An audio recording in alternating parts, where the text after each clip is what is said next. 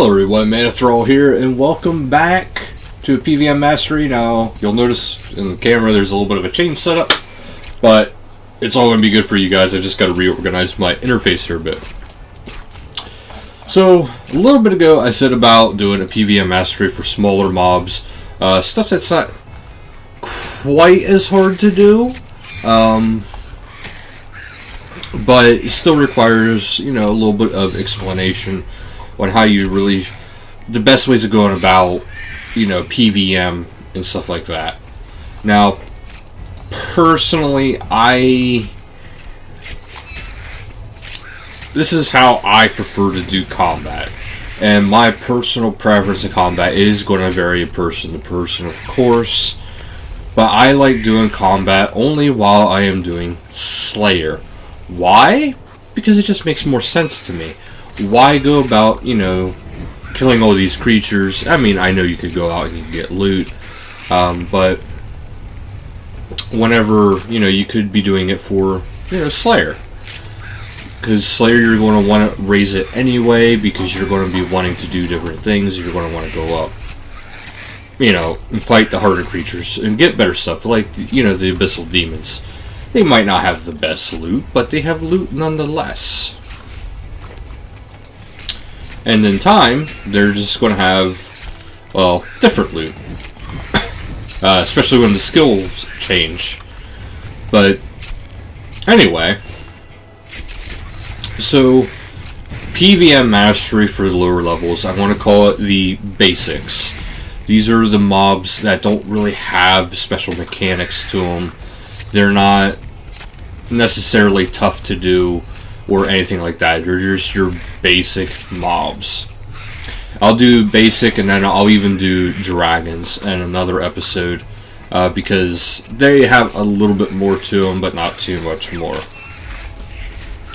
Okay, so for a basic mob, number one, when it comes to PVM Mastery, the main thing you always want to be able to have is Vampirism Aura.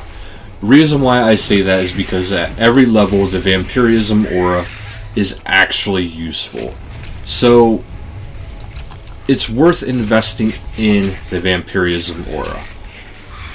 It doesn't cost too much, but it does cost some for loyalty points. But overall, it is worth it. You'll be using a lot from now until they release something even better yet to make up for it. But that's the main thing. And the next thing is whenever you are doing Slayer. Okay, every single time you get a task, you can automatically ask, if they have any tips for it. By all means, get the tips. The tips are always, good. Now, there is going to be occasions where the tips are not always 100% accurate, and I'll explain why that is. Because, for instance, if you get a Slayer task for Blood Velds, you can fight either the mutated Blood Velds or regular Blood Velds. The mutated Blood Velds are weak to fire magic, where the regular Blood Velds are weak to Throne. So, it depends on what you fight. But now, if you would have, because the mutated Blood Velds are locked behind the quest. If you so much as, do those other quests, you're going to see this. You're going to understand, hey, I have to have this. You're going to have already seen them. You're going to be ready, essentially. But now for, most PVM, a lot of that is not that bad. They will tell you, because like right there, water magic, you'll see ranged crossbows, actually. Bolts is the weakness there. But you'll actually see a lot of these things going on. Now, the difference between using range and, like, when it comes to, like, range, Throne, bolts, two-handed bow, those kind of things. When it comes down to all that, yes, if you use the exact weakness, you're going to have a better accuracy output, which means you're going to be able to do more damage faster. It's really that simple. However, since they are primarily weak to a range attack, for instance, these guys here are weak to bolts, if you wanted to go there and use a bow, it would actually still be extremely good versus, like, let's say somebody who goes up there and fights them with melee. The person using melee is not going to last nearly as long as somebody who is going there to, you know, use range. The ranged person is going to have an easier time. So do keep that in mind when you go about, you know, doing your Slayer task. You want to get as close as you can to the Slayer the Slayer Master's declared weakness to it. So if you're fighting something that's weak to magic, that, you know, if you can get the actual spell, by all means do it. But it never hurts just to use regular air strike, you know, the regular air attack. Ooh, excuse me, air attacks. It won't hurt anything. It'll lower your accuracy just a little bit, but it'll still be more accurate than somebody using the wrong type of weakness. So that's really what it comes down to in the basics of PVM Mastery. Now, I will be covering more complex creatures, more harder creatures as time goes on. As you guys have seen, I've done a few already. I do want to do some of the slightly harder ones, like the metal dragons, because they are a little bit of a different beast. It's going to just be a dragon episode. It's not going to cover, you know, the celestial dragons, so, because they are a bit more. And same with the gemstone dragons. They're a bit more too. So those will each have their own special type of episode. But for now, I hope you guys found this helpful. I know it's very basic, a very basic explanation. But I wanted to do an at least, you know, a little bit of a low level explanation as what to expect for combat. Just always pay attention to the weakness.